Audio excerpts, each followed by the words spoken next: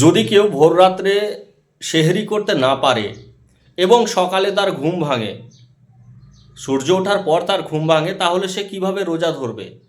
রোজা ধরার নিয়ম কি রয়েছে? সে কি আদৌ রোজা ধরতে পারবে না রোজা ধরতে পারবে না? না ভাঙার কারণে সেহরি খেতে না পারলে করণীয় কি? আচ্ছা, ঘুম না ভাঙার কারণে কেউ যদি সেহরি খেতে না পারে, তার কোনো সুবিধা নাই। সে দিনের বেলা সূর্য ঢলে যাওয়ার আগে সে রোজার নিয়ত করে ফেললেই রোজা হয়ে যাবে। একটু জোরে বলেন সুবহানাল্লাহ।